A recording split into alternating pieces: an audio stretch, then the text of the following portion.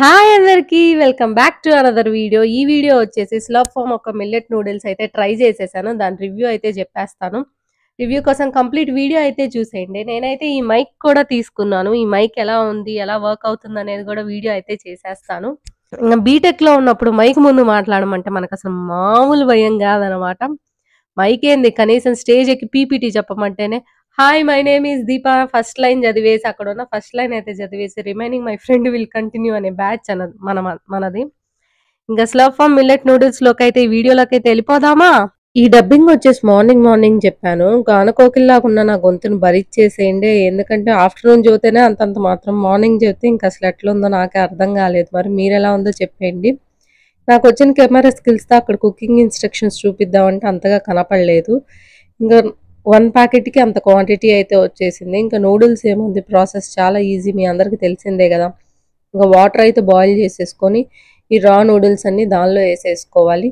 Maggi చేసేటప్పుడు చెయ్యి అస్సలు కాల్చుకోవద్దు. ఎందుకంటే మ్యాగీ చేస్తే చెయ్యి కాల్చుకున్నావు నువ్వు వెరీ చీప్ అంటారు. అందరూ పరువు పోతుంది. అందుకని చెప్పేసి మ్యాగీ చేస్తా మాత్రం చెయ్యి అయితే అసలు కాల్చుకోకండే. అంటే మ్యాగీ చేస్తానే గాదు. ఏది చేస్తా గూడా చెయ్యి కాల్చుకోవద్దు. సెల్ఫ్ కేర్ ఈజ్ ఇంపార్టెంట్ కదా! నాకింక ఈ నూడిల్స్ కుక్ అవ్వటానికైతే 10 మినిట్స్ పట్టింది. ఎందుకంటే ఆటాతో చేశారనుంది. లిటరల్లీ 7-10 మినిట్స్ అయితే పట్టింది. ఈలోపు క్యారెట్స్, క్యాప్సికమ్, ఆనియన్స్ అయితే కట్ చేసేసుకున్నాను.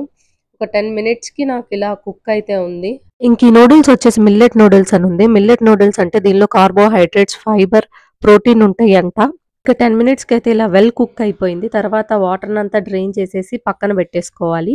ఇంకా పాన్‌లో అయితే కొంచెం ఆయిల్ అయితే తీసుకొని దానిలో కొంచెం గార్లిక్ అయితే వేసేసి ముందుగా కట్ చేసుకున్న ఆనియన్స్, క్యాప్సికమ్, క్యారెట్ కొంచెం అయితే టాస్ చేసేసి వాళ్ళిచ్చిన మసాలా గూడా దానిలో వేసేసి ఆ మసాలా గూడా కొంచెం ఫ్రై అయిన తర్వాత ముందుగా ఉడికించిన నూడిల్స్ పక్కన పెట్టుకొని వీటిల్లో ఏసేసుకొని కలిపేసుకోవటం. అంతే చాలా ఈజీ ప్రాసెస్. అందరికి తెలిసిన ప్రాసెసే నూడిల్స్ వండడం.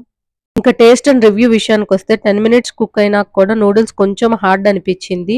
ఇంకా మసాలా వచ్చేసేసి చాలా సాఫ్ట్ ఫుడ్ తింటున్నట్టు అనిపిచ్చింది. రెస్టారెంట్ స్టైల్‌లో నూడిల్స్ ఎలా ఉంటదో అలా అనిపిచ్చింది. స్ట్రీట్ స్టైల్ కాకుండా.